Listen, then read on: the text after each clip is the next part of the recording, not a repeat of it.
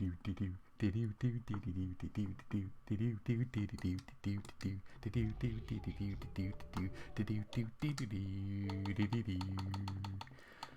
let's see if I can invite my co-host into this. Welcome, ladies and gentlemen. I am going to be wonderfully hosting the F2XL race through my own channel because, yeah, these things are just not working right on normal processes. So let me see if I can try and get this hosted on the XL channel just now. See if I can go into my channel quickly.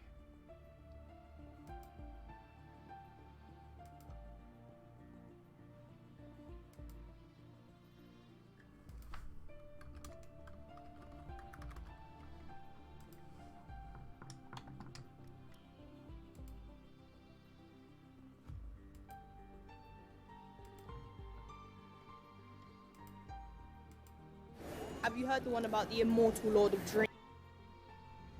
So he gets imprisoned by this cult, right? Right. And he has to cross Earth and heaven and hell. And fight Lucifer to get his stolen powers back. Oh, right. He gets so imprisoned by it's this up cult, like right? it is, and I'm just going to. Can't even join his lobby right now. That's And he has to cross Earth and very heaven handy. and hell. And fight Lucifer to get his stolen powers back. Mute my own mic He so I gets can hear imprisoned by that this device, cult, which is right? always helpful. And I'm just going to. Can't even join his lobby right now. That's And he has to cross Earth and very heaven handy. and hell. And fight Lucifer to get his stolen powers back. Mute my own mic so I can hear that device, which is always helpful. And I'm just going to. Can't even join his lobby right now. That's And he has to cross Earth and very heaven handy. and hell. And fight Lucifer to get his stolen powers back. Mute my own mic so I can hear that device, which is always helpful. And I'm just going to. Can't even join his lobby right now. And he has to cross Earth and Very heaven handy. and hell. And fight Lucifer to get his stolen powers back. Mute my own mic so I can hear that device, which is always helpful. And I'm just going to. Can't even join his lobby right now. And he has to cross Earth and Very heaven handy. and hell. And fight Lucifer to get his stolen powers back. Mute my own mic so I can hear that device, which is always helpful. And I'm just going to. Can't even join his lobby right now. And he has to cross Earth and Very heaven handy. and hell. And fight Lucifer to get his stolen powers back. Mute my own mic so I can hear that device, which is always helpful. And I'm just going to. Can't even join his lobby right now. And he has to cross Earth and Very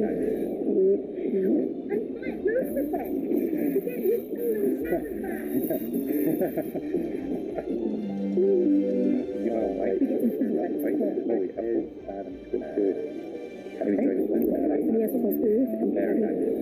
and hell. And fight Lucifer to get his stolen powers back. Mute my own mic so I can hear that device, which is always helpful. And I'm just going to. Can't even join his lobby right now. And he has to cross Earth and Very heaven handy. and hell. And fight Lucifer.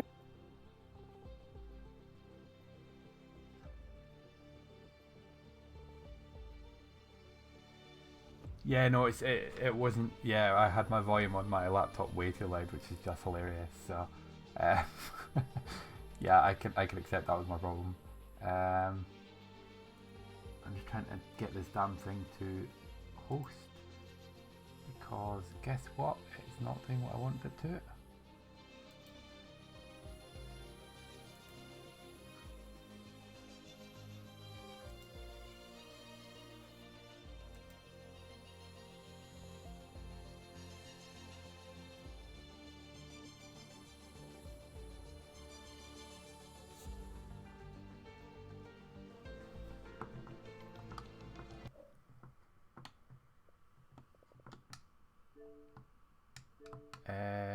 Invite to game.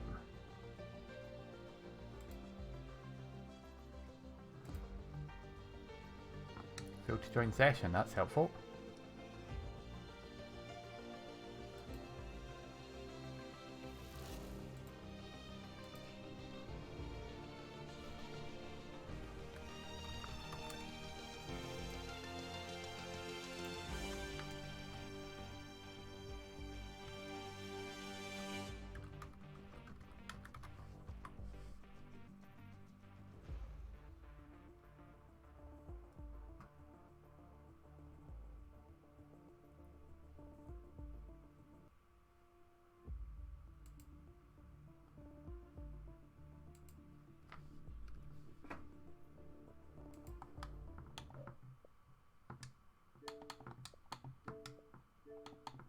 Join game. There we go. Xbox Nuthead, are you there?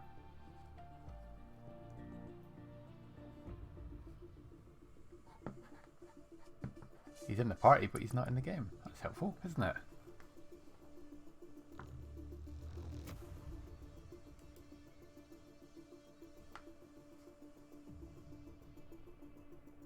And I should, fingers crossed, be live on the main channel. I'm hoping.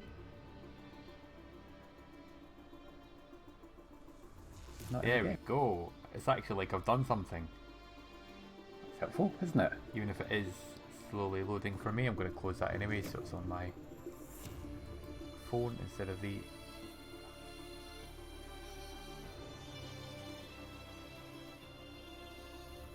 There we go. We have got some sort of life on this.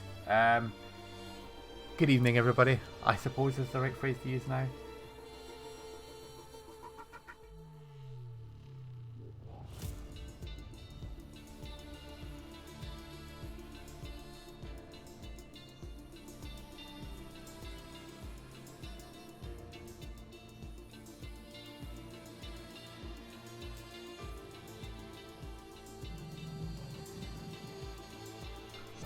Oh my goodness, I've had so many technical issues I can't even explain it to you. However, ladies and gentlemen, the time has finally come. We are here to start a brand new season of F2XL. And I'm hoping that my co-host, Xbox Nuthead, will start to speak in a moment.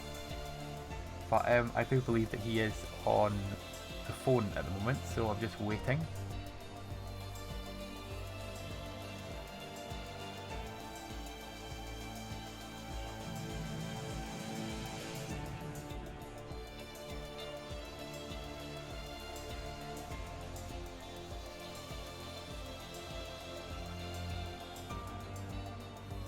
And then we'll be able to get the season officially started. That might be just slightly there. I'll check the party, there's nothing wrong with the party itself. According to this, you should be able to hear him fine. But yeah, he's just not speaking.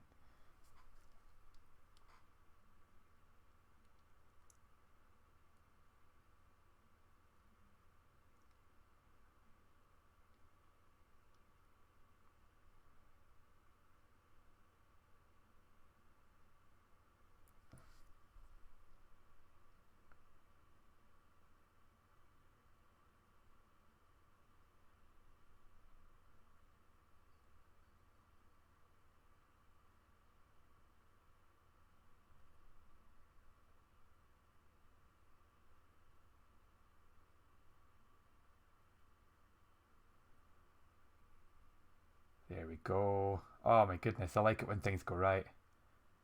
Happens once in a blue moon. Right. Oh, he's here! He's finally here! I've been sitting trying to make sure things aren't broken.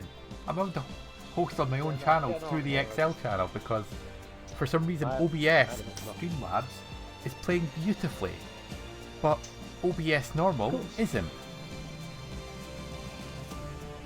Sounds about right. Yeah, exactly. Well, can we do some actual talking about what's going on? Good evening, ladies and gentlemen. Welcome to F2XL. Well, this is a first for me. It's not a first for Taz, of course, but you join us on this crisp and cold Wednesday night that we're going to have raining in as we get towards winter here in the Northern Hemisphere. And we arrive at round number one, of course. We had the track draw yesterday, Taz, where, of course, all the drivers got assigned teams and the tracks were drawn. And first and foremost, we travelled to the Challenge Tour on Sunday, ironically. We ended up at America. Of all the tracks in the world, it had to be that one, didn't it? It's definitely a unique place to start. It's not necessarily where you would consider the start of a season. It's more where you consider where it's wrapping up, I think, in many calendars' terms. But here in F2XL, we have that, of course, and we have what is said to be another brilliant evening worth of action, of course. We begin the one-shot qualifying taking place very, very shortly as we just get the final few guys into the lobby and we can get underway. Then, of course, we have back-to-back races. We start with a feature race, 16 laps away. Of course, mandatory pit stop as well in that one, so we'll see the guys pull out some strategies, with some alternate tyre strategies as well. Only time will tell. And then, of course, the sprint race is only 5 laps shorter, so it's not really that much of a sprint. 11 laps for the drivers to fare, of course. 2 different races, a lot of points to be had on that, of course. 4 points pole position, 25 for winning the feature, and 15 for winning the sprint. Of course, reverse grid for the sprint as well. Should be a good evening worth of action. Yeah, 100%. I have to admit, in terms of actual racing, I love watching the F2 more than I love watching the F1, and I imagine most people are the same because it's so full of action and people are just willing to chuck and overtake where maybe you don't always expect it, and there's always close racing because the cars are balanced. And I think, you know what, we're maybe not going to see the exact same situation because it is, you know, at the end of the day, F1XL guys racing F2 cars, but at the same time, you never know, we might see 1 or 2 surprises across the board. But I think sit back, relax, and get ready for at least an hour and a bit of absolute enjoyment. Of course, it's you know, one thing that I think a lot of people would like to see, because it's a bit of a reprieve from your traditional action on a Sunday evening. It's something a little bit new to see the F2 guys, so do stick it out as we carry on this journey, of course. It sees us travel to all sorts of different places across the calendar, to places such as, of course, we go to Canada, Japan, Singapore, Austria. We go to Portimao for the first time in F1XL history, Azerbaijan, Bahrain, Britain, Australia, Abu Dhabi, and finally round out the season only a little bit down south from here at Mexico City for the Mexico Grand Prix. And I have to say, Taz, it's awesome to be here, awesome to bring all the action as well. And there is a bit of history about this thing, of course. We have got a defending champion, the UNI Ventrossi driver. Come on, get it right. Virtuosi. I can't. UNI Virtuosi. I don't speak foreign. The yellow car. The yellow one. Yeah, I think Light Shock is probably coming into this as one of the favourites. I wouldn't say he is the favourite, but I would say he's definitely one of the favourites to go all the way. But I think there's going to be a few upsets along the way. In particular, the one I mentioned yesterday on stream was Mechanics. I think he absolutely could be one of the most dangerous drivers around. He has shown a lot of pace in the pre-season races, and I think you go into the main season, and I'm saying it, I'm going to say it, I'll regret it in about 10 minutes time, but I'm tipping him to win a race tonight. Well, there's a long way between now and then, but you never know, of course. Well, as we mentioned, of course, Light Shock, the defending F2XL champion, of course. Looking through the list of drivers, of course, there's plenty of champions out there. There's plenty of experience as well, of course. Light Shock is the in terms of the seeding, of course, with the tiers and that sort of thing. He is the highest seeded driver here. Another one as well that is probably on the people's radar, F2 champion, of course, back in season 17. Of course, the defending champion, Roll Hard Lad. That's the one. I had the stats somewhere, but I couldn't quite remember it. Of course, a few upsets as well, but also a couple of reserves, like TMS Map 45, of course, F1 Tier 1 himself, and of course is F2 champion back in season 16. So, like I say, a lot of drivers out here that have got a point to prove, and some as well we haven't actually seen. One of them is the Dams driver of ERL Hubbardie.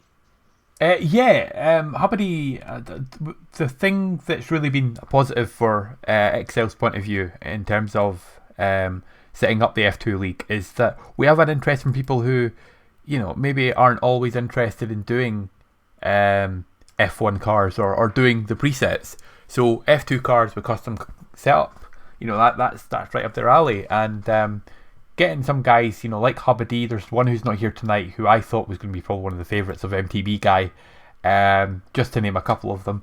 I think it's good to see different people, and it'll be interesting to see these guys who maybe are more used to the F2 cars compared to the F1 cars, racing against, you know, the likes of people like Light Shock, like Roll Hard, like Mat 45.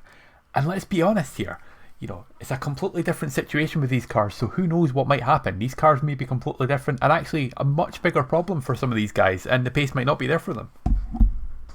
Of course, as we now begin the one-shot qualifying to determine the order of the feature race. And Taz, I don't know if you can get on board with him, but the man I want to really watch is, of course, the defending champion, Lightshock 16. Driving in Callum Ilot's car for this weekend. Got the Ferrari badge on, I'm sure he's back on. Of course, Alpine team owner in the F2XL universe, but now we're up towards the hill climb of turn 1. And as you can see, the jumbled order very much going on, as we do normally get here in one-shot qualifying, as he now comes around turn 2 towards the Maggots and Beggots X section here, as of course the Circuit America website even advertises this as very much an inspiration, as they talk about this as well. And they'll talk about a section that will come out as well, the Hockenheim section, and the Turkish triple right-hander. But of course, they're actually travelling to this weekend, are they, in real-life Formula 1 at the Turkish Grand Prix. That comes up the hill climb at turn 9, now down towards turn 10. And how weird is it to see those little guys? First one gone, Kai 1-1 gone out of qualifying so far. Had a good start to the season in F1XL though, has he, but not the best start to the F2 cars. But it's not all over yet, of course, Taz, because the crucial point to mention is we've got a sprint race as well, and that, of course, reverses the order from the feature race in the top 8. Yeah, absolutely, and I think the thing that these guys need to remember is often after that first race your morale's pretty low if you have a bad race, but it's not necessarily lost. And if it's a good result in the first race, you're starting potentially P8 in the second race, or you start P8 in the first race and you're on pole for race 2. So anything can happen, and you just need one safety car or one bit of luck at the right time, and suddenly you've gone from being Billy Idiot to potentially a race winner. Of course, just a few corners to go, and it looks like it might be the man that is off some hot form at the minute. Codename Delta, who's about to get pole position here in the feature race. He won last time out at China in F1XL in F5. Can he put a pole position in the feature race? Yes, he can. Half a second clear of the rest of the field. Frosted P2, of course, the F4 champ for a few seasons ago. Mucanic's the surprise one that you mentioned that could be one to watch. He's P3, Lightshot, the defending champion. He only managed P4. There's a lot of people. It was P5 actually, because Caesar just beat him. Oh. To be fair, I was going to say he's in a Caesar sandwich because Caesar is on either side of him. But I guess that is a Caesar sandwich. Yeah. I mean, fair play to Codename Delta. That's a statement right there. He is here to make an absolute impact. Forensic saying his monitor was flickering. What we'll do quickly, go through the grids just before it disappears. So on pole, codename Delta, Frosted half a second behind him in P2. Moo, one of my favourites, in P3. Caesar P4, Lightshock P5, the other Caesar P6. Matt and Jupward 7 and 8, Forensic 9, Calm 10th, Dom 11th, Roro 12th, Rohard 13th, Quick Did 14th, Hubbity 15th, Narwhal 16th, Carbon 17th. I didn't see the other two, but I know one of them is Key11 who's 19th. My guess is Beastie 18th. I think you're right. Yeah. I think you're right. Ah, man, I left that too late. I didn't notice the timer was going down so quickly. Yeah,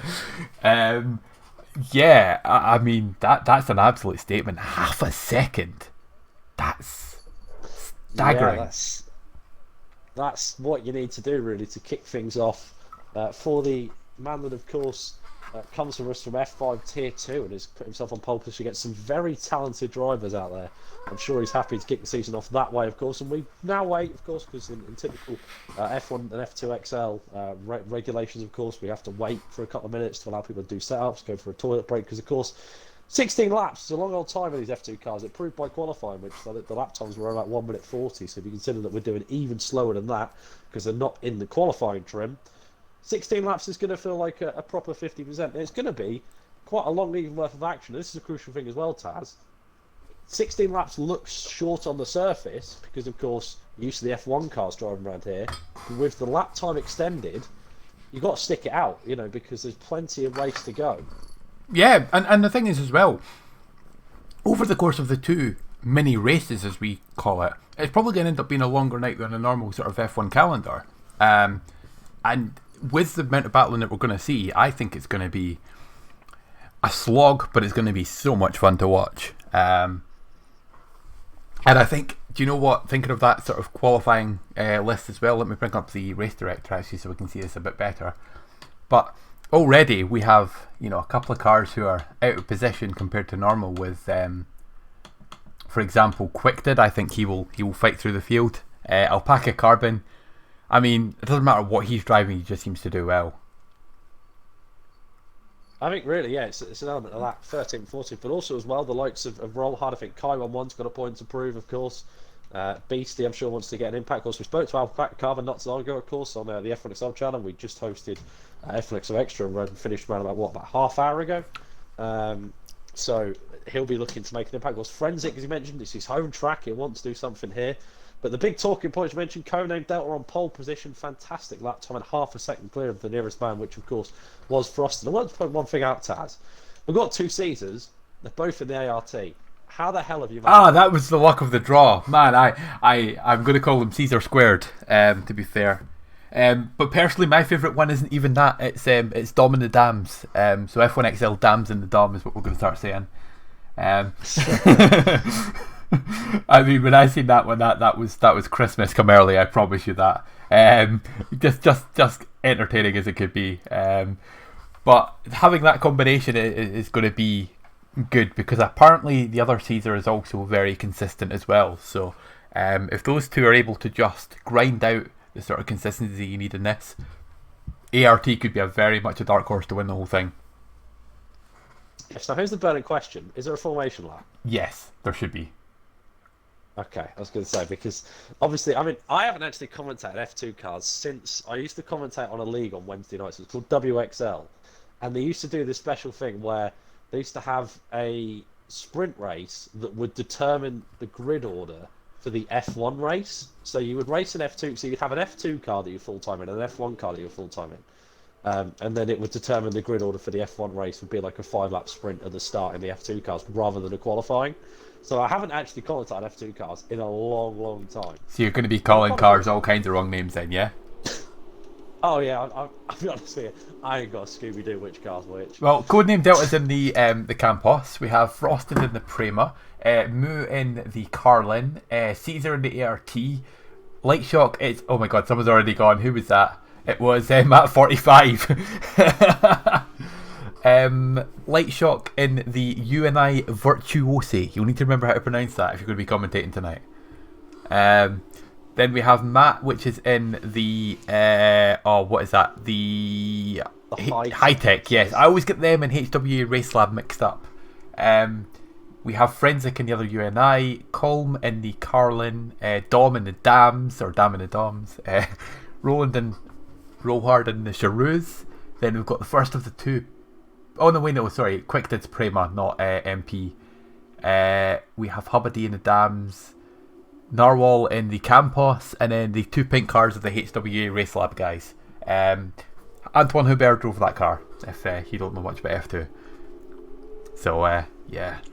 It's a shame he should be in F1 now, but life is sometimes tricky. So, Richie has joined and left the session. I'll message him to say that he can still be in for race 2 if he wants to be. Yes, it'll start from the back. Yeah, exactly. But he would still get in the second race. So, I'm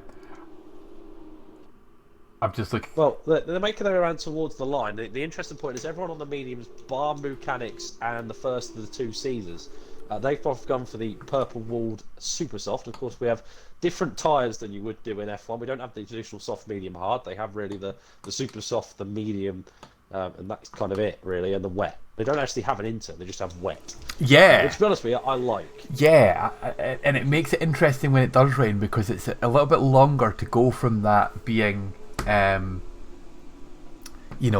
the wet tyres, because if you go too early, then you're gonna have too much traction almost and be dreadful through some corners. I'm just looking here actually. You're right in terms of move on the super soft tyres. So he's clearly looking to get a good lead quickly and then pit early. And remember, you're not allowed to pit for your mandatory pit stop within the first 6 laps of the race, I think it is, off the top of my head, remembering. However, I'm going to shut up and let the man do what he does best. We're up to 5 lights and the feature race for F2XL here in Kota is off, and it's a good start from Delta. Really poor from Frosted, I think, off the line. Mukats might have to jump. In fact, they're 3-1. It seems trying to go in the middle of the pair of them. Down towards tail one of the hill climb. They are still side by side. Frosted, I think, has managed to get the inside line, but around the outside goes Mukats and Caesar. Still trying to squeeze through the middle, and does squeeze through the middle. What a double overtake from the man in the ART Grand Prix car. Mechanics gets through on Frosty and he's up to P3. Frosty now trying to slot it into P4. There's into the background. There's a couple of cars off. There's one car off. Just come through. I think that's Forensic and Dom, I think, also involved. Just a few corners behind. As they enter through towards the first couple of corners, it is Codename Delta who leads. Caesar in second. Mechanics holding on to third. Frosty drops 2 positions and Light Shock right on the back of him as well. So the 2 super soft guys do exactly what they need to do on the first lap and get attacking. Absolutely, and that was the perfect start from Caesar. He made himself clear, he got the good launch that he needed to off the line, and then really made it count going into turn 1 and up through the quick sort of downhill section, and it's a perfect way to start off the race for him. But now he needs to attack. Him and Mechanic need to work together, not start fighting each other, and build a gap to the cars behind, because if they don't, when it comes to the tyre swap, they're going to be so far back and potentially really in danger later on in this race. Yeah, of course, they want to take advantage of the clean air they get as well when they come out on them fresh mediums after, as you mentioned. I think lap 6, I think, was right with the compulsory pit stops. So we'll have to wait and see. But at the same time, Caesar looks racy and wants to find a way past Delta, of course. He's on their mediums. A little bit squirmy there from Delta, coming through towards the triple right-hander. In fact, here goes the ART to the outside. Can he go the long way round at the triple right-hander? Not really conventional overtakes now come down towards 19. Now got the inside and squeezes him out. And Caesar goes from 4th to 1st in 1 lap. What an opening lap. Now that is how you very much silence the one that put his stamp on in qualifying. Delta's now got to worry about Mechanics behind as well. What an opening lap for ART. Fair play to the lad. That was a cracking overtake. Round the outside of there, you have to be on it, and you have to have the respect from the driver that's on the inside of you as well. And you could see that they both had everything there. So fair play to them both. As in the pits, looks like that's Jupward and Forensic, I think it is, yeah. Obviously pitting early. Carol saying in the chat that it's 3 laps for the mandatory pit stop, which would make sense, obviously, at 50%. But the Frenchman in the ART, my God, look at that. And you know what? Moo is sitting, watching, waiting, and I'm sure he's going to attack very soon as well. He'll be next on the list. But already that gap between Frosted and Moo up to 1.4 seconds, and this is the start that those guys needed. They needed to get out quick and get attacking, and this is the perfect way to start it off. Looking down the grid, it looks like Narwhal's just got past Roland, who's already picked up a 3-second penalty. We've also got a little battle down the grid between Quickted and Calm coming up, and Roland is sticking with sort of Roll Hard Lad, Narwhal and Carbon. But I think we stick on board with leaders for the moment because Mechanics is just sniffing the exhaust of Delta, looking for a moment to attack here. And behind them, Frosted, under a little bit of pressure there from Light Shock as well, actually. Yeah, he is. I was just on board with that. It looks as if Light Shock's got a little bit of a hurry up about him because you can see the front 3 getting away and wants to sort of get a move on. So he's putting a little bit of pressure on Frosty, which I think is allowing a few mistakes to come in. Meanwhile, good battle going on for 11th as Forensic was just about managed to defend from Roland in the end. So he remains in P11. The Carling car of Shiraz, of Roland down in P12. As they're now about to get lap 3. Now this is the crucial thing. DRS about to be enabled. And with these cars, we haven't got ERS like in the F1 cars. It's just about DRS as well. It's the car for an Alpac Carbon, I think, has made a mistake. A good start for him in the HWA car, but it's just not quite gone his way and he's spun out on the exit of turn 19. Meanwhile, the 2 Shiraz, I think, that's going side by side. That's Roland and Roland and Row Hard. That's hard enough to say. Up the hill climb towards turn 1. Can the Dutchman hold up the outside line? Yes, he can. Kai trying to get involved as well. Can he very much see himself in that one? Still side by side. And here goes Kai on the inside of Roll Hard. Really good battle going as they're trying to squeeze. Oh, there's a little bit of argy-bargy. And that's what we wanted to see. And Roland is very much just watching this. Hubbardie, very much an innocent bystander as well. And they're still side by side, not an inch being let up between them as they're still on the hill climb towards turn 8. Around the outside, can Kai get the move done as Hubbardie is still trying to defend and finally has to let up. Fair play, great scrap between the two and a really nice battle brewing here, even though it's miles outside the points. And just while all that was happening at the front of the grid, Mechanics has managed to get himself past Codename Delta and take 2nd place for the moment, which again is key for these super soft runners as Caesar is already taken off 1.7 seconds clear of Moo, so Moo's got a little bit of work to do to close that gap down a bit.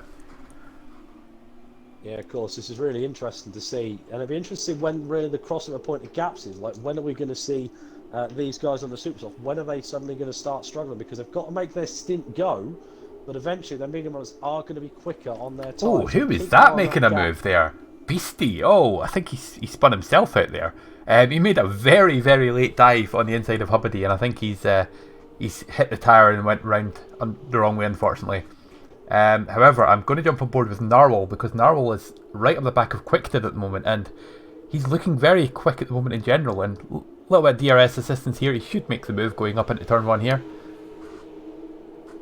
Yeah, they both got past Culm on the back straight down towards on the previous lap, but this time Forensic just not quite close enough, and Quick did looking quick early on. I have to say, if you look at the position change chart, of course, these two up from way down the field. Quick did, of course, was 14th. Forensic was 16th on lap 1, so it goes to show how much carnage and how much fun this has been so far, but a little bit deep from Forensic there through the Maggotts and Beckett. And I think it's just been punched for 3 second time, but if I'm not mistaken. Yes, he has indeed. That'll be costly later on in the race, obviously. But at this moment in time, I don't think he cares. All he wants to do is get past this car. And is he going for the move before he even gets down the hill? I mean, dangerous, if anything, because if you don't have DRS going into this straight after making that move stick, that's just a sitting duck moment, isn't it? Should get the move done this time, though. It is. I'm watching further up as well, because Conan Delta's getting very close to Mechanics coming down towards the braking zone. He can't quite find a way past. Got very close to him. And then he went into the back of him. Frosty's gone deep. Lightshot's got opportunity on the outside line. Heading up towards turn 11. Can he go the long way round? Oh, he isn't. He isn't. Oh, he is. And he's trying to occupy section. And he does. Brilliant move there from Lightshot, and a sign of early championship confidence. That was a little bit of flexing from the F1 Tier 1 XL driver, saying this may be F2 cars, but I'm still quick.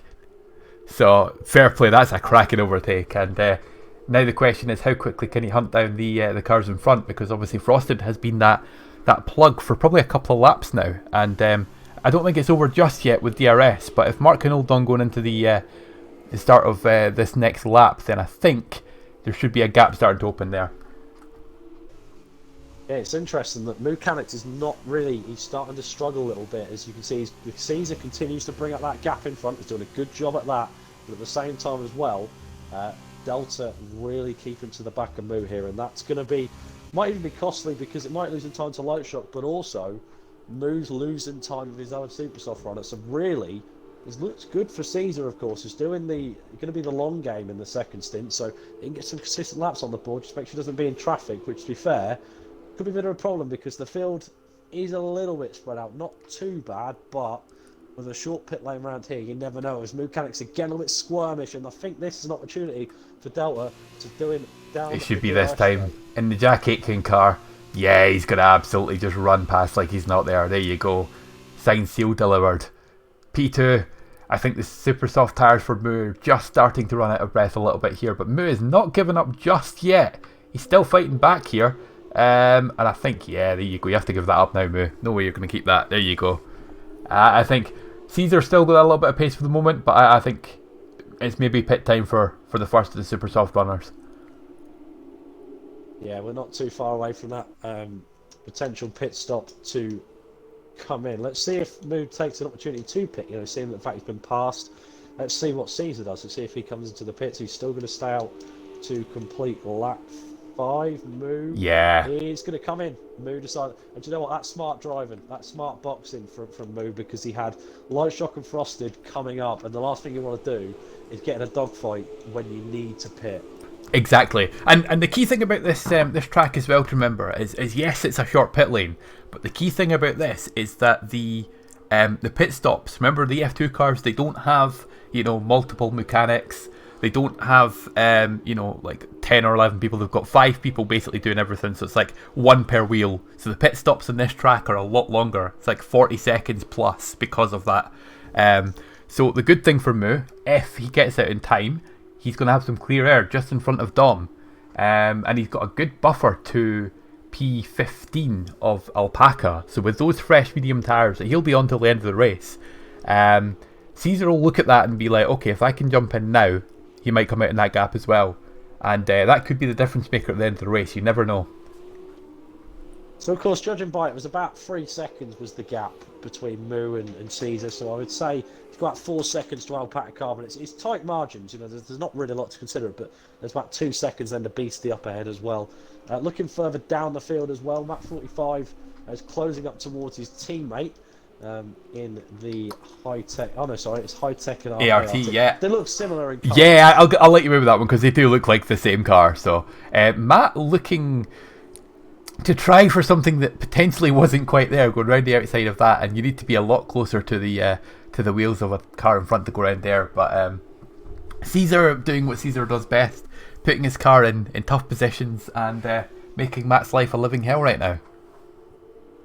Yeah, obviously battle going on behind as well. As into the pits comes Caesar, but still side by side goes Roland and Colm. They were battling earlier on, and I think now Roland's going to get past. Yes, he is.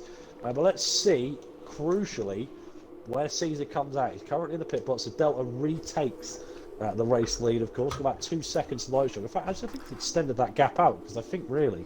It was 1.8, I think, when before the pit stop. So yeah, Codename Delta really, with that fresh air, getting a chance to just start attacking now. As I think, I'm going to jump back with Matt, because I missed that chance there. They are going side by side through the S's again, are they? They are. And Matt still, frustratingly, behind Caesar. But is he going round the outside there? He is going round the outside there. A little bit of wheel banging. And, oh, that is another beautiful move there by Matt. Round the outside on one of the S's to get past Caesar. That's a cracking move. Yeah, really good battle in there. I just caught it as I was watching the replay whilst I was seeing where Caesar came out. A really good scrap there between the two, and a lot of mutual respect shown. Of course, I've always said about Caesar. Of course, he comes from a touring car league racing background, so he's used to very close wheel to a race, and certainly goes to show that here today in F2XL. He's actually trying to come back as he down towards turn 12. I think he's going to. Oh no, he's playing it safe here. Thought about it. Yeah, but it's, in my opinion, this is two of the best defenders in F1XL that we've got. Yeah, I would agree. Everybody hates racing against Caesar because he's so good at putting his car in awkward places, and yeah, Matt 45, you know, one of the quickest guys in the league, but also one of the best defenders. I completely agree with you. I'm going to jump on board quickly with Roll Hard Lad, who's under attack here from Key11 and from his own teammate. So, couple of cars really sniffing up the back of him, and there's another battle behind. There's battles everywhere around the tracks right now. Yeah, it's a really good scrap here, as everyone's on the mediums now, pretty much, other than Jotwad, who of course pit on lap 1, who's gone to the super soft tyres, interestingly. I thought he'd gone to mediums and try and turn to the end, but nevertheless, but yeah, Key1 really giving a good scrap in the roll hard. I've now got DRS down the start-finish track, and you would feel, with the gap being that close, this could be an easy enough move. Roll hard goes defensive, but still, Key1 wants that inside line. The MP much more breaks late. Even later though was, I think it was Roland in the background going off. Yes, it was. And Rollhard now managed to get back past, but he's given the position back. Was there a legal overtake in there potentially? I think what happened there is there was contact between Roll Hard and Key11, which then caused Roll Hard to go sharp right into Roland. And I think that's why Roland went off there. And there was another car that went off. I think it was Colm went off at turn 1. I know we didn't see it properly, but I'm sure I've seen a spinner. As in the pits comes Alpaca Carbon again. I imagine that's him going on to the mediums to the end of the race now. He'll be needing a safety car badly. Yeah, but of course there's still the sprint race to go, so don't get disheartened. There's still plenty of points to be grabbed coming up. Now this is interesting. Caesar's got some traffic, and it's not just any traffic, it's traffic that's in a train. Roland, Hubbardie, Beastie, all three of them battling for position here for P10. Obviously after running down with a spin, Hubbardie then got close, because I think he was the one involved in the incident with Colm, and now Caesar has come to the back of him. He wants to get a move on, of course. There's another yellow flag. It's Frenzik at the last corner, and I think he's driving the wrong way down the track to try and get back to the pits. I don't know, but I'm looking at that yellow dot as Caesar gets past Beastie. Oh, pardon me, got burps at the wrong time there as I was in the middle of speaking. So that's a key move there, because that's one out the way, and Moo at all this time is slowly hunting that down. As Caesar! Oh, he's turned in too early. He's hit the side of Hubbardie, and more importantly than that, he's let Mechanics past. He saw a gap that was never really on I think if he'd been able to hold an outside line, there was a good chance for it to go too wide there, but he never did. He cut himself across too much, and he's cost himself dearly there. So Caesar makes a sprint and like so that Cruz allows Moo to take it. He's of course had clean air for the last laps, so still enjoying the clean. They've got 2.5 seconds to Beastie, and the gap's not really coming down, which could be a good thing, but at the same time could be a bad thing. Yellow flags wave. Someone's made a mistake somewhere on the track. Friends again. Yeah, it seems to be. He could be our running joke of the season, couldn't he? What's that? Oh, it's forensic spinning again. He's actually been lapped by his teammate in the opening 9 laps. Like, that's not a good start to the season, even though they're in 2 completely different coloured cars. Yeah, but that's what makes F2 so fun. You know, you need to be on the ball to work out what car's what. Yeah, that's why so far it's not going well for me. Anyway, Key 1-1 and Rollhard having a battle of the century here, by the way. They've been back and forth last 2 laps. Again, Rollhard's deep, and again, Key fancies himself on the outside line at turn 13. Can he do? That was outbrake massively. Fair play to the lad. That was a cracking move there. And Rollhard back again. I believe that's sitting down, is he? And he's gone deep. And to be fair, he has absolutely sold him one there. Key 1-1. Fair play, that is some very, very smart attacking. Oh, I was taking a drink as you finished speaking there. That's Sorry. the beauty of F2 cars, though, really, isn't it? That's the beauty of F2 cars. First pitter. We've got the first pitter for mediums coming in. Who was that? Quick did. That's early. Do you not think halfway? I mean, the mediums to the. When did Caesar come in? Caesar came in lap 6, didn't he? Yeah. Yeah. So I think he maybe thinks he can do the 7 laps on it. So it'll be close. He's got front wing change. Oh, okay. There's maybe part of the reason why he probably made contact with somebody. Hubbardy's also in for the Dams team. Having the Dang Tictum logo probably means he's about to swear at us. He's going to go on to the Super Softs, unsurprisingly, as well. Let's see where they funnel out there with regards to the traffic. And Quick did. I mean, look at where he's going to come out. Look at where Mechanics is. Mechanics, yeah, he's right up the back of Beastie. He's closed a 3-second gap in a lap and a half, 2 laps. That's some very, very impressive driving there. Forensic in the chat saying race was over lap 1, bottle. Forensic stick in the lobby, you never know, race 2 could be much better for you.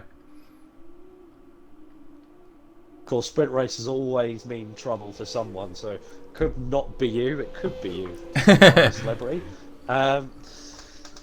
It might be, that's what they say, isn't it? But anyway, yeah, Mechanics has now been caught up again though by Caesar. He's done a really good job to get back with his fellow rival. The gap, by the way, between them and the leader, 26.9, and is coming down ever so slightly. Meanwhile, Key 1-1 and Rollhard continue their round 58 of their battle.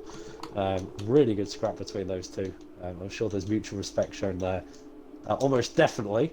Meanwhile, Key 1-1's close relative Beastie is currently under threat from Mechanics as well. Let's see if any of the mediums ones coming on. I think there's one coming in, and I think, yes it is, TMS Matt. TMS Matt's in, okay.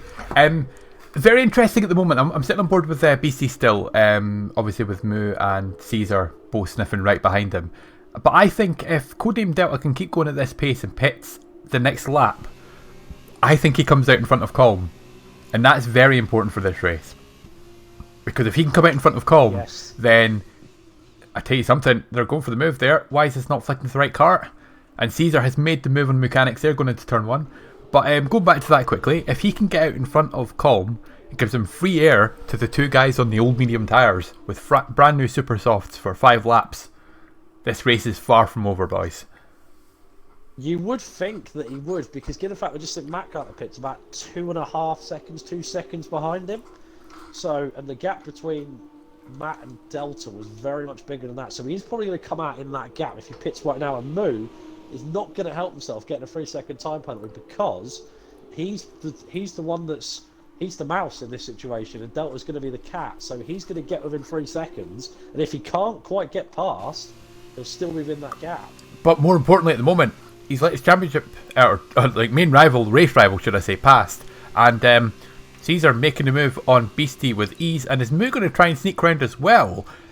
Beastie locking up there, and Moo looking for the switchback, and I think Moo with the fresher rubber is going to go around the outside here. No, he's just going to hold back just now. Looking from the back of Caesar's car here, and I think Moo's going to have to try it down the straight, because he's going to have to just be a bit patient here, because Beastie, you know how good a defender he is as well. As in the pits come Codename Delta, and Lightshock, and Caesar, and Roll Hard. Interestingly, Frosted stays out, so I think he'd be one of the last ones. But let's see where he funnels out And with Beastie. regards to this. If Beastie's in, so that reprieves Moo. Where are the leaders? Just on the left-hand side of your screens, keep your eye out for them. Caesar goes past. Can Moo come out ahead? Delta is gonna overcut, and that is clinical. But with the cold tyres, can Moo come back at him? This is race crucial, really, for the pair of them. Moo, in the end, I don't think he's going to have to try and go back. And Delta is 1.7 seconds off the leader, the net race leader, of course. He's in really good position now. This race is Delta's to lose now. Everybody in front of him has got to pit except from Caesar. He's on brand new super softs. If he loses this race now, he can only blame himself. Yeah, so now Lightshock is on 3 seconds back from Moo, so that's going to be his target realistically. And Caesar is very much a wanted man on the list now, with everyone on the super soft tyres. The last one to come in, we suspect, will be Frosted. We'll see where he funnels out. I think he's going to funnel out in between Lightshock and Matt. We'll have to wait and see, but Caesar is now closing in on Roland, but of course he's not really close enough with the DRS. Mechanics is being dragged along with Delta, and that's the crucial thing to do, I think.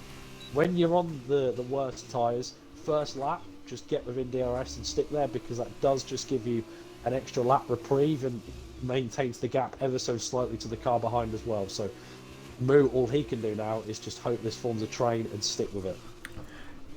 As Frosted is out of the race, he has crashed from the race lead. VSC. And virtual safety car. And the key thing about this, more than anything, this ruined Roland's race, because Roland, if he pits now under the VSC, I don't believe that it classes as mandatory stop. So he has to stay out and wait until the VSC is ended before. Oh, Frosted. He is. That's hard. And the thing about that, he had a chance of at very, very least a podium, and he's just. And I bet he was pitting that lap as well. He'll be furious with himself. Oh. So he just got it on the curb on either the right hand side of the curb at turn 19. And Davey showing absolutely no remorse in the chat right now. So, well, we've got a handful of laps. We're waiting to go back to green flag racing. Here's the crucial point to mention, of course. Sprint race pole. At the minute, it's going to be Caesar. In fact, no, it won't. At the minute, due to time penalties, it would actually be. Would it be Forensic? Yeah. Would Forensic hold on to it? Let's have a look at the gap. Yeah, he would. No. No, I'm being an idiot. Yeah, of course he would. DRS enabled, so we're back racing again. And Roland will be sitting cursing Frosted, but it is what it is. He's got to go another lap. Yeah, so because the virtual safety car comes out, you cannot serve your mandatory pit stop under a VSC. You have to wait until it's ended.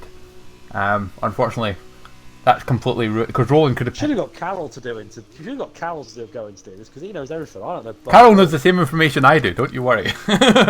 Maybe a touch more. Well, it's like he put. I mean, to be fair, the fact about like the last Irishman to be an F2 car. Yeah, he's definitely looked into that. I didn't want to touch it too early because I didn't want to ruin, mid-race content, if you know what I mean. So, I'm definitely going to read that one out properly when we get to the gap between the two races.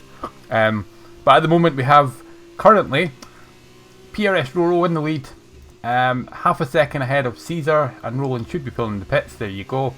But more importantly, codename Delta, 0.1 of a second that was for a second there, behind. And DRS open. Roll hard. Oh, roll hard. Roll hard's made a mistake. Here comes Delta. He's waiting. They both had DRS though, interestingly, because Caesar, of course, had it from Roland. Mm-hmm. And that's the difference maker for now. And you know what? This is still. There's still 4 people who could win this race. Maybe 3 with Moo's penalty actually, but still, I don't think you can rule out Lightshock just yet. There's still 3 full, 2.5 racing laps left, and Lightshock is on beautiful, fresh, super soft tyres compared to these guys who are on now, 10, 11 lap old medium tyres. They're going to start to really feel the pain shortly. P11 gets another penalty. One thing that's fascinating for me, how has Caesar dropped that far? Because he was with Matt. And how is Matt 11 seconds behind Lightshot? It obviously shows the gap that the top four really had. The fact that after the pit stops, they're 11 seconds behind the top four, which is incredible to see. But here comes Delta on Caesar for the race lead. Just a handful of laps to go. Goes to the left-hand side. Kenny on a long way round on Caesar. Very good defensive driving there from the Frenchman.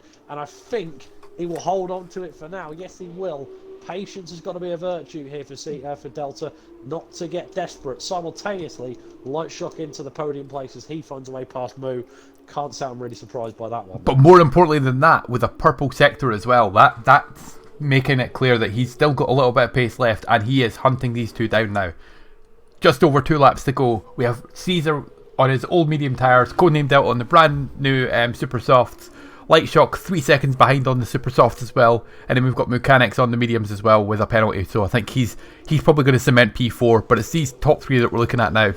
And if Caesar can hold on ahead of Delta for another lap, then Light Shock will be right in there going into the last lap. This is really how you open an F2XL campaign, with just such close racing throughout the race. And we're set for a very dramatic conclusion here in COTA for the feature race, of course. We're only on part 1 of 2, but we're still enjoying it as if it was a very much climactic end to a start. Coming through the first couple of corners now, Delta still very, very close to the back of Caesar, but not really an overtaking section, as Caesar proved earlier on, trying to find a way past the sector 3. Ended up half spinning. You would feel that he not had that spin, he'd be a bit further down the road and had this one solely knitted up in a nice shiny bow for Christmas. But at the minute, has got to defend these final 2 laps. Comes out of turn 11 now on the downhill section now towards turn 12. Can the Campos car get past codename Delta? Goes to the left-hand side, now to the right, because he forced the long way around once again. Caesar trying to brake on that ART car, and does brake to absolute perfection and prevents a move, and still remains ahead and continues to frustrate Delta, who at the same time is driving very smart. Nothing silly. It's only the first round. The championship's not won and lost here in round 1, Taz. I think that's some absolutely fantastic driving by Caesar there. That is a lesson on how you defend. He kept his car massive and he kept it clean. That's some brilliant defending there. And more importantly as well, Light Shock just sneaking up. Do you know what? I think he might just be too far back. 1.8 seconds. I think that gap's probably just going to be just a little bit too much. But we need to concentrate on these front 2, because ultimately I think it's these 2 we need to watch out for, as codename Delta gets an excellent launch out of the final corner. But I imagine he's going to be forced to the outside once again. Caesar, do you know what? Caesar left the door open, and codename Delta tried to take advantage, outbraked himself, and lost time where he didn't need to. A little bit of patience there. And that's the difference between where you win a race and lose a race. It's just that little bit of smart decision making. And he's lost his head for a little second there. And look at the gap with Light Shock now. 1 second it's come down to. All of a sudden, he just threw a wild haymaker when you really didn't need to. Just box smart. You got time. You got the DRS on your side, and he's really had to proper gamble in these few sectors. In the first sector, he really gambled with the corners. Unfortunately, he put it all on black and it came up black. But now coming out of turn 10, he's got the run he needs. Not really the best exit, but it's going to have, of course, the advantage of the DRS and the slipstream as they make their way down towards turn 12 for the final time here in the feature race. Goes once again to the long way round. Can Caesar brake as late as he possibly can? He tries very much to. Still trying to fight this time. Delta not going to give up. And onto the curb he goes towards turn 13 at the end of the final sector of the final lap. Still side by side at 13.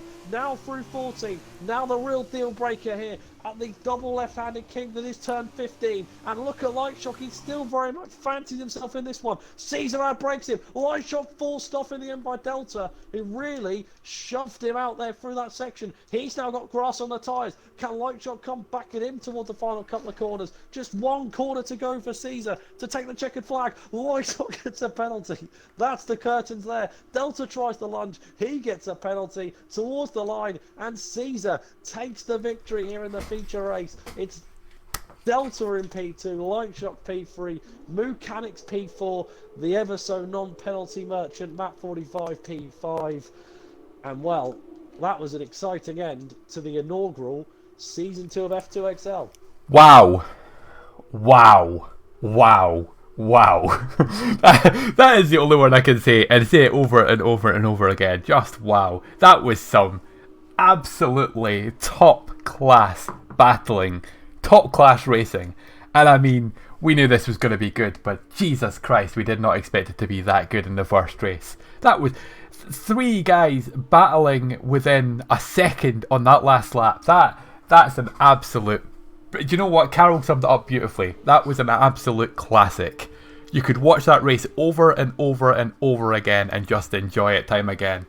Some great defending, some great attacking, good overtakes, some smart strategies, and just that little bit of madness by Codename Delta on the sort of penultimate lap, going into the final lap, made the difference. But wow, let's get our breath back, yeah?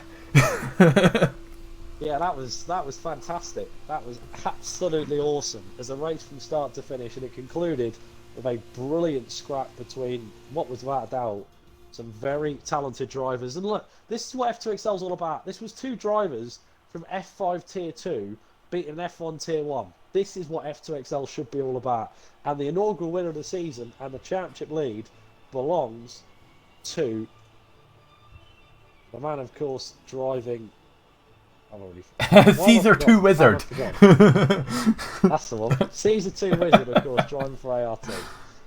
I'm really not with it today. Oh, wow. There you go. So there you go. Winner, Caesar, 25 points. Codename Delta second, 18 points to add to his 4 for pole position, remember. Third place for Light Shock. 4th for Mechanics. 5th for TMS Mat 45. 6th for Caesar. To add to the other Caesar on pole, on the win. That was a very good race from both of them. 7th for Forensic Narwhal. Campos and ART looking like they're probably going to have a battle this season. 8th for Key 11, and more importantly, reverse grid pole. 9th and guttingly for Alpaca Carbon. However, he does get 2 points for the fastest lap, and rounding up the top 10 was PRS Roro. Habadi 11th, Rohard 12th, Beastie 13th, Quickdid 14th, Calm and Dom and Jupward the final 3 on the grid. So, I suppose I have to ask you, Jack, who's your driver of that race? Jesus Christ, that's a tough debate. Plenty of drivers out there who really did perform, but I've got to say, I know it's fairly obvious to say, but the race winner Caesar, that defending in the last few laps, it was like watching Floyd Mayweather do some defending in boxing. Just so clever and just constant, moving, and was brilliant. Made that car as big as a bus and just could not find a way past Good Delta. So in my opinion, my driver of that race has to go to the race winner. Taz, who have you got?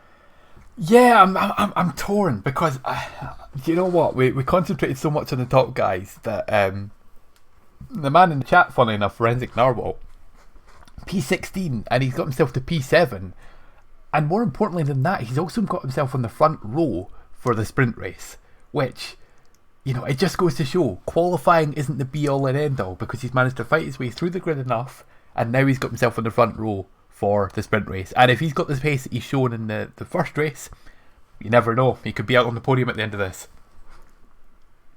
Yeah, of course. So as you mentioned, it's Key 1-1, he's on pole position. Forensic on do we get a formation lap for the sprint race? Yeah, we will do. So I'll do a full run down the grid, of course. But the top 8 is reversed, and then from 9th downwards is exactly where they finished in the feature. But let's have a look as we get ready to go now, of course. And well, Key 1 put a good point. It's all about the sprint now, regardless of what happens. If you had a tough race in the feature, now it's your time to make back up for it. Yeah, and it is a case of, chin up, get on with it, which it might frustrate some people, but ultimately it's what you've got to do in these races. Forensic, I imagine he's sitting there 19th going, I need to have a good bounce back race here and hope for the best. So as expected, I think for myself, there's not really been a safety car in this race at all. There are a couple of VSCs, but Kota isn't really a safety car track, is it? Not really, no. We had the VSC, didn't we, for a little stage, but we didn't actually have a full safety car. So who knows in the sprint race? Maybe we'll get one, and that would really spice things up. But of course, everyone on the medium compound tyres here for the sprint race. Of course, no pit stop for this one, so it's all about just pure-blooded 11 laps worth of racing. So let's have a rundown of the grid. So as mentioned, it is Kiwon on pole position. Forensic Narwhal in his home race alongside him on the front row. So possibility of a home victory here in the sprint. Who knows? Turtle Caesar, that was alongside him in P3. Matt 45. In what was an early ding-dong between the two. He starts from P4, so watch out for them two scrapping early on. Mechanics, a race of what could have been. He starts from P5 with Light Shock, of course, alongside him in P6 after the brilliant conclusion that was between himself, Delta and Caesar. They start 7th, of course. Caesar in 8th after winning the feature race. Alpac Carlin finished 9th, so he'll start from 9th. Roland in 10th. Hubbardie 11th. Roll Hard Lad makes it 10 and 12 for the two Shirazes. It is P13 for Beastie, of course, for the HWA car, clicked alongside him in P14. FMG Colm, the Irishman, the Carlin driver, starts from 15th. F1XL Dom for Dams starts from 16th, the lone Dams on the grid. Dropwood High-Tech Grand Prix car, he starts from 17th. Frosted in the second of the two Prima cars, he's P18. And finally, Forensic, as you mentioned, in the UNI Virtuosi. Yeah, car. and I'll let you know it's pronounced Charouz for the car of Roland and Rohard Lad, just to help you a little bit. So Charouz. Thank okay. You see, MP Motorsport. That's too loud. Yeah, exactly. As Kieran clearly didn't get the memo about formation lap and has finished his about a minute before. Forensic isn't even round the long right hander yet, so. Oh, they're going to be stopped for so long. Just while we're waiting on that, I'm going to point out Carol's fact. The last Irish driver in an F2/GP2 car was 2008-2009 A1GP champion Adam Carroll, driving for Supernova Racing in 2011. Now that's a fact. Yeah. But he does. Enough about the facts. It's time to put them into perspective here on the track. 11 laps await the drivers here in Kota, and we get ready for 5 red lights here for part 2 of 2. 1, 2, 3, 4, 5 red lights, and the sprint race here in Kota is off. It's a good start once again from Kiwa 1. Pretty good as well, I say, from Matt 45 on the second row, coming towards turn 1. Caesar's very much side by side with Forensic coming towards turn 1. Kiwa safely leads. Look at that Mechanics trying to find that's 4 wide in the background. And that was Light Shock, I think, Matt 45, Mechanics and Delta all involved. Front wing continues to fly everywhere as they exit now down towards the the British S's, if you will, for the sake of it. Why not? Kiwa 1 leads ahead of Forensic, ahead of Total Caesar, and ahead of Mechanics on a hell of a launch. He's in the P4. Light Shock got a P5 and Matt 45. Really, I'm very Matt 45 like got bullied on the first lap. He's down to P6. The two protagonists of the feature race in Caesar and Delta battling away for P7 as they up the hill climb for the first time, but just about the leaders safely lead, and there's a car off. I think Beastie has lost a few positions there, Taz. Yeah, and I was looking sort of up and down the grid while you were talking there, and Carol spotted it as well. Rohard Lad absolutely launched one down the inside into turn 1, but just ran out of space. You said 4 wide, and they just said, no, you're not coming through here. And unfortunately, so he's fallen right down the grid, because he probably could have been up as high, potentially P7, P6 with that move. Unfortunately, it didn't work out for him, and he's fallen right down. However, very good start by Kiwon 1, even with those slightly cold tires already pulling the gap. And I think there was a spin there. Was that Matt and Mechanics it was? I'd missed. That was. Yes. That was. So little love tap there as Mechanics now being overtaken by his own teammate, which he will not be happy with. Down to P11, and this race has not gone well for him, but look at that gap at the front already. Kiwon 1.5 seconds clear of Narwhal already, and this is what he needs to do. He needs to get on with it, because if he has that pace there, which he clearly does, and he can pull away from the ones who are stuck in traffic, you know, your Caesar Wizard, your Light Shock, Mechanics now, Delta, he has got a very good chance of winning this race. Of course, chance to walk out here with 19 points if he can take the checkered flag, which, to be honest with you, wouldn't be so dissatisfying considering the fact that he started at the very back of the field for the feature race. Meanwhile, Mechanics on a bit of a resurgence. He gets past Roland at turn 1. Further down the field, old rivals Hard Lad and Frosted on a bit of a ding-dong, heading up through the S's, of course. Fun fact, by the way, of course, these two taken very early on in the F2 draft. In fact, they were first and second. Really for you. Alpaca, I think, has lost a couple of positions there to Hubbardie. I'm not quite sure what's happened there. Mechanics has got a 3-second time, but early on is now on the back of it. In fact, it's side by side of our pack car, excuse me, as they come down the hill towards turn number 10. Can he find a way past the inside line for the Carlin car? Trying to break as late as possible, and I think he will in the end get the good traction on the inside line. Still trying to hold it. There was Alpaca, and these two, they were nowhere near each other. This is the beauty of the sprint race, Tazo. They're nowhere near each other in the feature.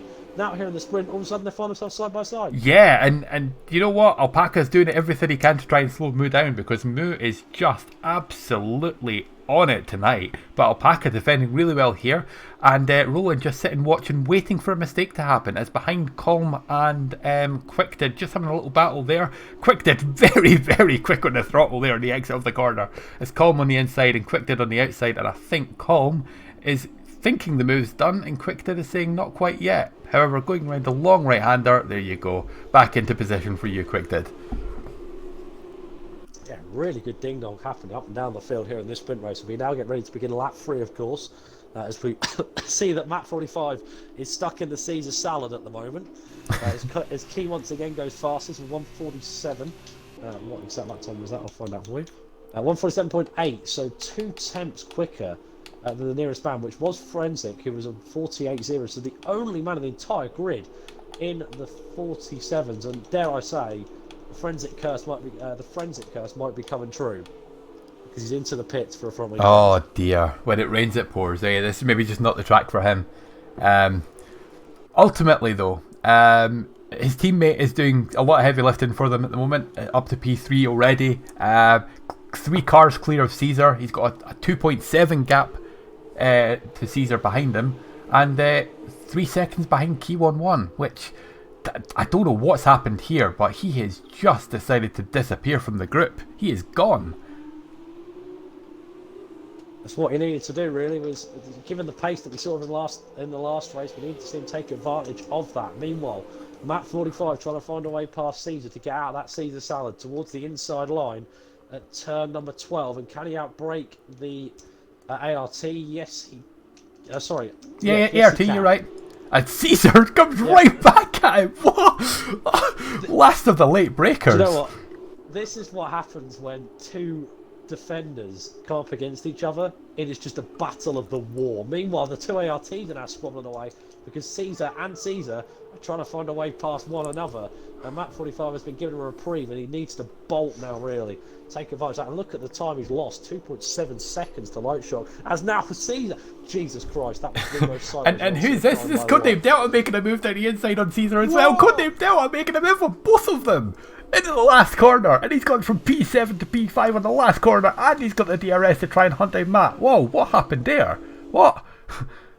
He just got he got past the Caesars, And it just he ended up slingshotted back. Caesar. That was What on earth is that? Meanwhile, Jopmod's made a mistake. He's dropped position. Caesar's now back past like Delta. he just like lagged backwards, didn't he? Strange. Yeah. Very, Oh, very he'll be strange. fuming at that, because he made an absolutely world-class move, and that's a car round, and that's mechanics again. Oh no. what did I say? When it rains it pours, and by God, it's not going well for him right now. Talk about from hero to zero. Yeah, and there's a Prema the wrong way around, and it's frosted out the race. I don't know if that's maybe a rage DNF, but he'll be still, yeah, his car's still moving, so he's annoyed after the first race. He's had an incident in the second race, and that's his night over. So I think we'll see him back next week strong, and I imagine dangerous as well, as the front group's just starting to close in a little now. The gap coming down between Light Shock and K11, 2.5 seconds, but more importantly, Forensic is only half a second ahead of Light Shock, with a purple sector for Light Shock as well. Yeah, Light Shock's looking very feisty. Meanwhile, as well, Alpac Carbon not taking any BS from Delta. Really gave him a proper gentleman's grudge there. And Carbon into P7, of course. The HWA driver doing a good job. Light Shock was very much sideways, as he's really pushed as I went on board with him as he came out of turn 19, and now is, like you said, in the DRS of Forensic, goes fastest of all, 47.5.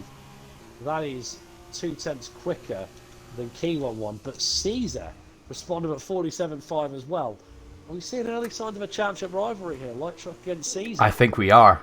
Caesar is absolutely, yeah, he's absolutely on it, and I'm thoroughly looking forward to this already. This is race 1, by the way. This is only race 1. We have got another 11 weeks of this. How can you not be excited by this? It's gonna be great fun. I think I'm going to need 2 weeks break after this because my voice has had it already. I'm glad it's not just me then. And going back on board with Matt 45 quickly. Sorry, Caesar is on the attack here, looking to go down into the braking zone here and just backing out, probably just waiting for that DRS zone to open up here. Oh, car off. Is that Dom? Yes, it is.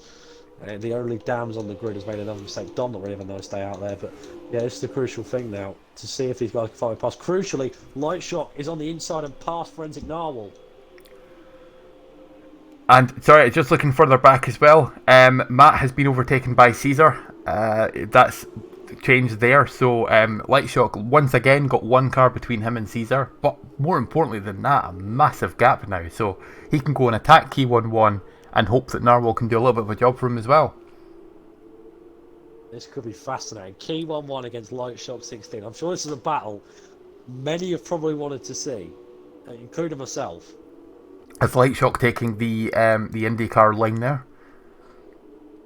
Oh yeah, that did make me laugh when I saw that.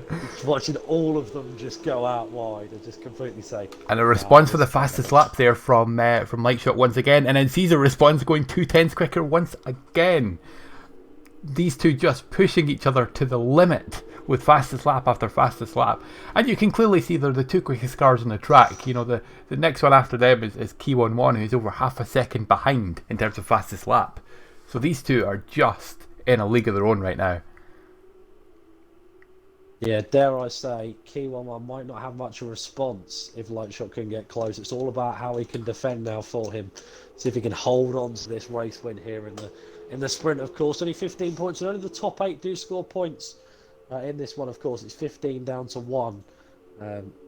Whereas, of course, in the first race, the top 10 scored points. It was 25 down to 1. Additional Formula 1 scoring format. Roland is into the pits. For a second time as well. He's just come out the pits the lap before, so he's either had some sort of incident or he just cannot find, there's something going wrong with his wheel or something. But gap remaining at 2 seconds at the moment between Light Shock and Key 1-1. But as we said, we're expecting that to come down very quickly as Alpaca Carbon now gets past Total Caesar, but Total Caesar gets back past again, going under braking, and Alpaca looking just to try and make a move, but he's not being allowed the chance to. Much more improved from Alpaca this race compared to the last one. Do you think maybe the first race he was just starting to find his feet, in this race he's on it now? Yeah, he seems to be finding his feet, as you mentioned, and is now, like I said, trying to find a way past Caesar, who's trying to frustrate him and is doing what the best defensive drivers in F1XL do. There seems to be a certain pool of them, and he's certainly in that category. And Carbon trying to attack, just plodding along, as he's actually he's done more than plodding along. He's bloody at the back of him at the final corner. I'm not sure if that caused any damage. I sure hope not. But he's now got the DRS down towards turn 1 on the hill climb, up towards that long swooping hairpin corner, braking late there for the HWA car, and Caesar didn't really have a response. Yeah, that was basically Carbon saying to him, "This is my position, and get it my damn way." And now it'll be interesting to see just how quickly Carbon can hunt down Matt. You know, Carol making a very good point in the chat there, saying that the qualifying really did hurt Alpaca, and it shows. Just, you know, being stuck behind cars, you don't really know how much of an impact it will make until you're actually in that position. And Caesar 2 Wizard is the key one there. He's been stuck behind people like Matt, like his own teammate, like Codename Delta for a little bit, and he's so far behind the leaders now because of it. This is what's fascinating as well, of course, is the fact that you look at it, if Key 1-1 hadn't have finished 8th and he'd have finished 9th, for instance, this would be a completely different situation. Yeah, you could be talking about Carbon running away and winning the race instead, but ultimately that's the beast you have to deal with. And we get to see guys like Forensic Narwhal, like Key 1-1, handle that pressure of being the lead car or you know, the lead group, and see how they handle it when they're being hunted down by the guys who clearly have made an impact and saying they're coming here to win the league. Yeah, this is what's fascinating. It'll be interesting to see how much it. To be fair, Lightshot's not really caught up with that much this lap. The gap's not really come down that much. I'm actually going to take a minute to just check the race directors. I'm going to check the lap times for us at the end of this lap. So it's the fastest lap attempt for Key11. It does a 47.3, 47.0 for Lightshot. So Key11's improved his fastest lap because it was a 47.6 beforehand. So he is improving his times as he's going along, which could be important later on. Obviously, Lightshock improved his by a tenth of a second as well. Forensic, no disrespect to the lad, he's sitting on a 48, second off the pace, but you know what? He's in there. He's in the middle of the big guns, and he's doing everything he can. And Carbon, by the way, 46.9 for his fastest lap time. You wonder what could have happened if he qualified higher. Yeah, of course, penalty's been a crucial point as well. Of course, Forensic carries one over his head, which is going to annoy him a little bit. He'll lose position to Caesar regardless of if Caesar can find a way past, because he is still closing in on him. But you look at it through these first sectors, the yellow flag wave, I think Rollhard's had a moment. Yep. Yeah, he's off track. Has a big moment. Not sure if he's got any damage. But yeah, that's not ideal in the final few laps here. And that puts Coleman to Peter, of course. Still no points being offered. It's only for Delta who will be the lowest point scorer, 1 point. And he's really fallen into it. He's got stuck in traffic as Delta, considering the pace we saw out of him in both qualifying and the feature race. And it shows just how important that pole position was. You know, the big 4 points is one thing. As Roland gets the fastest lap of the race, yeah, that's like Leicester winning the Premier League, isn't it? It's just a complete shock. Yeah, you know, he had the fresh air, he had the free track, and he just got on with it. And then even when he pitted, he came out into fresh air again. And the difference here is that this time he's stuck behind cars and he can't make the move stick, which that was always going to be the danger. Yeah, it's really interesting, and it'd be interesting to see how this develops in the coming rounds, how drivers manage with this as well. It's a different field, it's a different ball game, so we'll have to wait and see, as he's still trying to find a way past these. We've also got Hubbardie just about there or thereabouts behind him, but they're now beginning lap 9 out of 11, and I have to say, through the final sector, Kieran's probably made a mistake because Lightshock is right there. In fact, he's really not over now because another mistake for the MP Motorsport car coming through the left-right. He can smell blood. Lightshot can smell blood. And behind them as well, Caesar 410s behind. We're going to have to watch two battles at the same time here. This is going to be impossible. As Forensic Narwhal picks up another 3-second penalty, so that will drop him even further down the grid. We'll get on board with the battle for Lightshock and then try and get to the Caesar battle quickly as well. Coming out of the... Oh, do you know what? It's looking like actually the other move might be done first. Waiting on who's going to do it first. It's going to be... I'm going to go jump on board with the Caesar move, because Caesar is going for the move here, going into the baking zone, and you know what? He's already passed him. Narwhal not really putting up too much of a fight there, knowing that he's not really in the same category as these guys. He was deep. At turn 13, he was very, very deep and out towards the double right-hander, double left-hander, sorry, 15. He tried, did like shot on the outside, but smart boxing, thought about it, but there's only 2 laps to go, so he's going to run out of opportunities. We saw this last time out with Delta.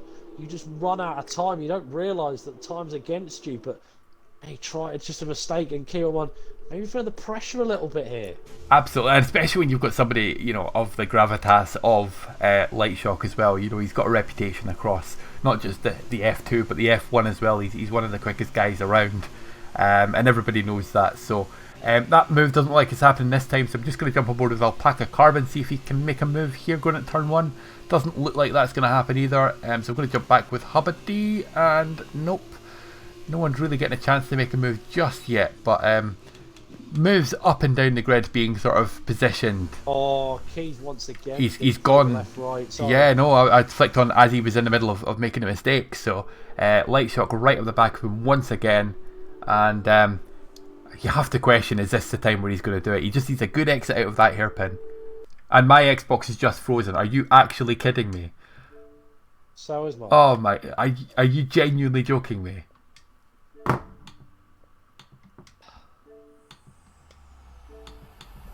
Oh my god, what is this? Right, I don't care, let me just get back into the damn lobby. I need to know if Lightshock's taking the lead. I feel like it's just like a... Fuck's sake, yeah. lads. I love Cody. Yeah. Lap 10. It couldn't have waited another lap. Come on, hurry up and join the session. You watch it. We'll join the session after the race is finished. Good point by Carol, whipping Lance Stroll. Absolute joke. Oh my god, this is taking forever to join. Yeah, I've just got join in session. Please wait, and it's just hold music menu. Oh, it's.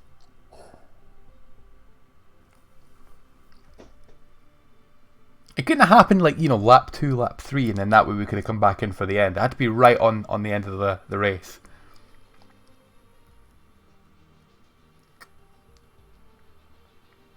I think Codemaster gone to bed. I think so, by the way.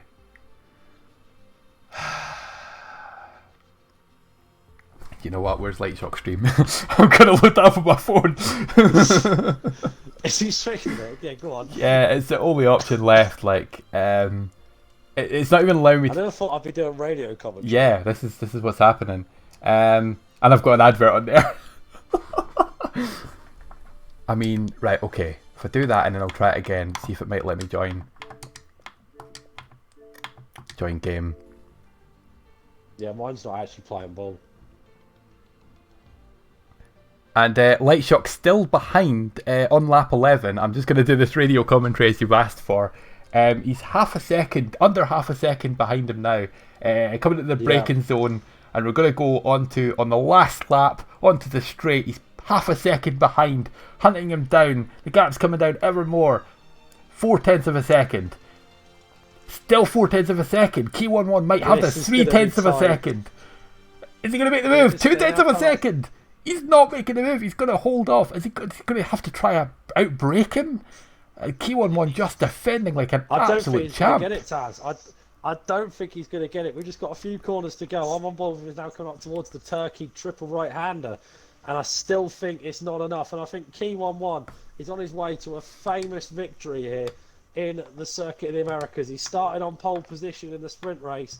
And here at COTA, that we're still not in the actual lobby for, watching Lightshock 16 stream, Key 1-1 wins the sprint here in F2. Lightshock 16 gets P2 and P3 to take a firm championship lead. Caesar is very much a protagonist as well. He finishes P3. Alpaca Carbon gets past map 45 and finishes P4. What a result.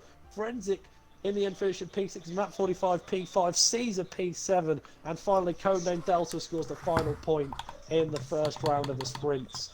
It would have been a good race had we have seen the conclusion.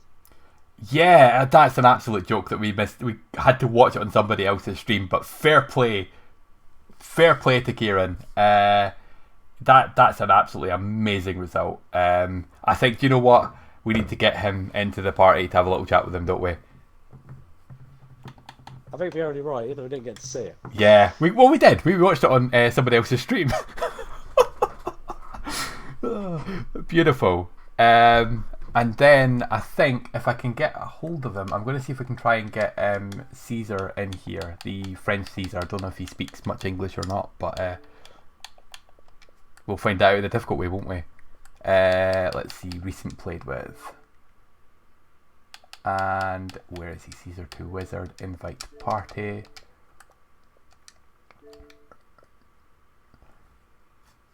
Right, just wait on these guys to join. I know it's normally we invite the top 3 from the race, but in this situation it's a little bit differently, so hopefully Lightshock will join us in a second.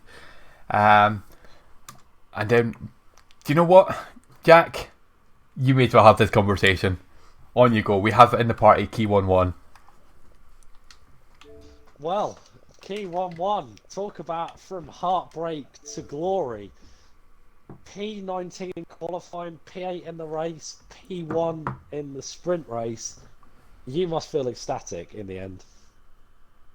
It was an excellent drive. I'm not a massive fan of USA, I can tell you that much. And just to be able to even be on top 10 is enough. But first is just like soaring through the sky on an eagle. It's magnificent. I love that analogy. I absolutely love that analogy. well, obviously, for you, the feature race was probably the more of the dramatic two because you had to fight through the field. How did you find that the feature race first and foremost? Because you started 19th and you kind of had it all to do, and you certainly did that. Well, the feature race was definitely difficult. I will give it that. But the only thing that actually only stopped me from getting more positions in that feature race was my penalties on that occasion. I think if you'd have known that it lent you to have pole position in the sprint and take on the win, I'm sure you'd have took it though. Oh yeah, because if I had have been second, oh that would have been it. I wouldn't have been first. Because Light Shock, oh boy, he's really fast. Like he's one of the best that we have in this competition. He's currently 9th ranked in the world for F2 on esports for time trials. If that doesn't explain enough, then I'm not sure what will. Yeah, of course, and well, we'll move on to now talking about just what happened there. Obviously, in the sprint, you had a comfortable lead, you got away from Forensic, and then obviously you saw Light Shot come up. Uh, you know, how hard was it to keep the nerves in check because you've got that car just constantly getting closer and closer, and that must have been a little bit nervy. Oh, it was definitely nerve-wracking because I was, ever since I started to see him behind me, I knew I had to speed up, but I couldn't around that track. That's why I started making mistakes.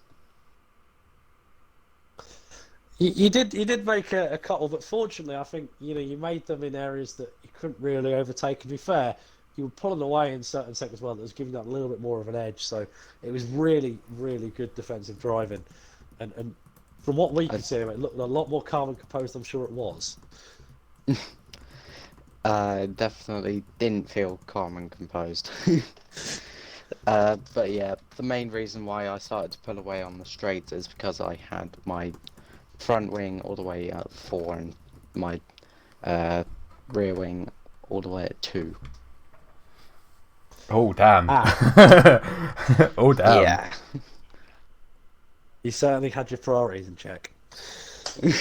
I certainly had straight line speed going for me. Almost certainly. Well, my final question for you, of course. We travel to Canada next week for round 2.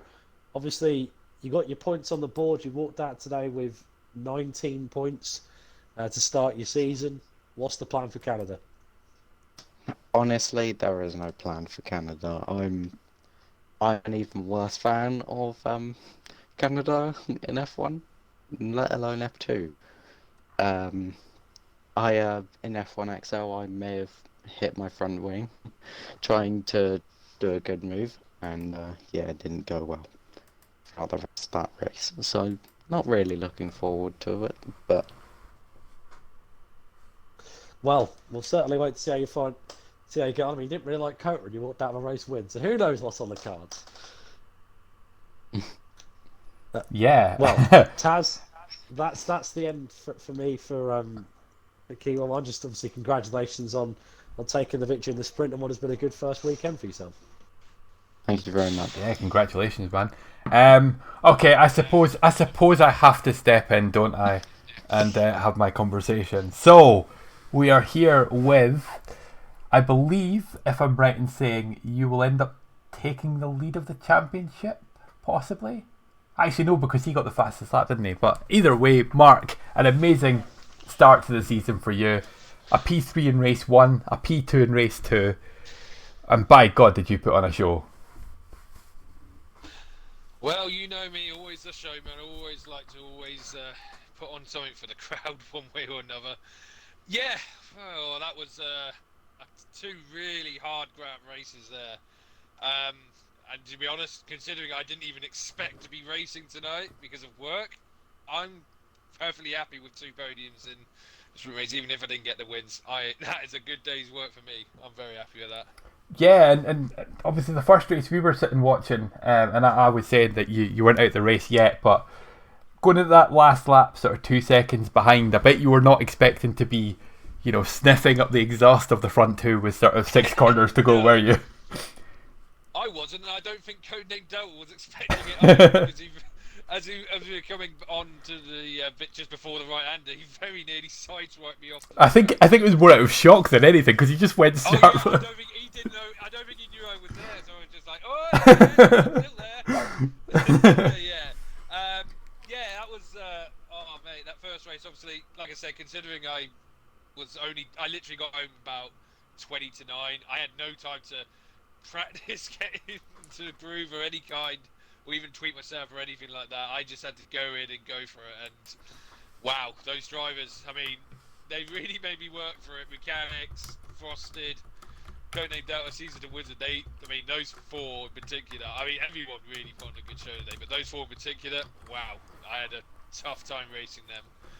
Oh, I think I'm going to have a very tough season trying to retain my title in here, because yeah, I still think I'm up there, but I don't think I'm the particular favourite anymore, but we'll see how we go, of course, I guess. Yeah, obviously, you were the one of the favourites going into it, but I believe that I'd be remiss to say that Caesar made an absolute statement tonight with a win in the feature race, and then obviously fought through the grid from quite a low position. I think he ended up starting, because he fell backwards slightly at the start, to get to P3 in the end. Is that the man that you probably fear the most, or do you think there will be others there that will also be right up there with you? I think like the 4 I mentioned, Caesar, obviously, as you say, he was the absolute man today. He's, well, if I don't know how the scoring, if it's any different than what I saw, but what I saw on the results screen, he scored 37 points. I scored 27, and yeah, he looks. We'll see how he does in Canada. Obviously, it might just be that USA has suited him, but he definitely looks to be on pace. Codename Delta, I mean, in that first stint when we were both on the mediums, I mean, we were trading lap times. I feel like, you know, I just every now and again I'd creep back into him, but then he'd just shoot ahead again. It was so close. Frosted, I think he deserved a lot more than what he got today, because he was driving really well as well, and the mechanics as well. I mean, I knew he was going to be fast from what I saw in the social we did, and indeed he was. Probably deserved more than 12 points from that weekend. They're probably the 4 I'm going to keep an eye on. There might be some others that, you know, I think a Packer Carbon we haven't seen the best of. Kier 1-1 showed really good pace, and, you know, he didn't really have a good feature race because of starting at the back, but really recovered well. I think he deserved that sprint race, frankly. I mean, I'll tell you right now, I gave it everything I had there. I tried everything to try and get past, but he was so fast down the straight, and then when he did make a mistake, as Nuthead said, I just couldn't. It was somewhere I just couldn't quite find an opening, and I was just like, I'm not going to throw away second place just to go for the win here. I'm not going to ruin anything like that. So yeah, patient game. Yeah, absolutely. So looking forward to Canada next week. Well, Canada is usually a good place for me. It's my only podium so far in in the F1 division. So hopefully things will remain strong for me at Canada. I'm looking forward to it. I know I'll definitely be there this time. So no need to panic about will I be level or not. I'll definitely be there for Canada, and I should be there for the next one after that. So yeah, I'm looking forward to it. Hopefully I can add to the podiums, maybe get the first win of the season, but just going to keep doing what I'm doing, hopefully be a bit more prepared for it this time as well. And yeah, I'm really looking forward to this. Great. Well, thank you very much for the entertainment tonight, and thank you for saving the stream at the end with me and Jack being able to radio commentate on the last couple of laps, because we both got kicked out of the lobby at the same time. So it's not like he could keep commentating. Both of us got kicked out at the exact same moment. Yeah, so everything went wrong, so we had to sort of watch, and the stream didn't catch it properly, which was just infuriating, but yeah, it was what it is. Jack, I think I need to ask you, I know we missed the last couple of laps, but who would you say was your driver of the night? Driver of the night? Well, I think it would be unfair if we didn't go for one of the 2 in the party, and I think the one that I'm going to give it to had a tough start to the day, and certainly fought back in the first race, and then controlled the second race very, very professionally, and that's a big compliment because that's very difficult to do. Key 1-1, I'll tell you what, is going to be my driver of the day. Taz, who is your driver? I'm gonna agree with you. It's not often I'll turn around and give you the obvious one, but in a roundabout way, he's done a last to first challenge. So yeah. Yes. So he qualified last because he binned it in qualifying. He got himself up to P8 in race 1, and then he absolutely controlled race 2. And you know, we said it, there were some very, very quick guys in front, and he just took off. He didn't care about the reputation. He made an impact, and fair play to Key 1-1. It's a great result at the end of the day. So anyway, I think it's probably about time for me to end the stream, because I imagine Jack, like myself, is probably absolutely knackered after a good few hours of streaming now. So first of all, I would like to thank Jack for coming on, being the host, the lead commentator for tonight. It was sort of a few days' notice, which was good. And you know what? He's one of the best in the business, and you listen to the start of race 1 or race 2, and you'll see exactly why. So thank you again, Jack. Unfortunately, this weekend, I think we're without Gareth once again, so we will be having Beastie and Gunhead commentating on F1. We'll make sure that is, if not streamed, it'll be sort of hosted on the F2XL channel. We're going to put Starstill and Swayze in the F2 lobby for Sunday as well, just to make sure that you guys get commentary. F3 will confirm at a later time if we're going to have it or not, unfortunately. And then, I suppose next week I should already plug week 2 of F2XL. Week 1, you couldn't have asked for a better start. We had great racing, great defending, great attacking, tactics, just all round entertainment. And if you only tuned in at the very end, go back, watch it from the start, because I promise you, some of it is absolutely unmissable. However, next week it will be myself and Gareth, the man of XL, back again doing commentary for round 2 at Canada. But for tonight, it is good night from me and good night from Nuthead.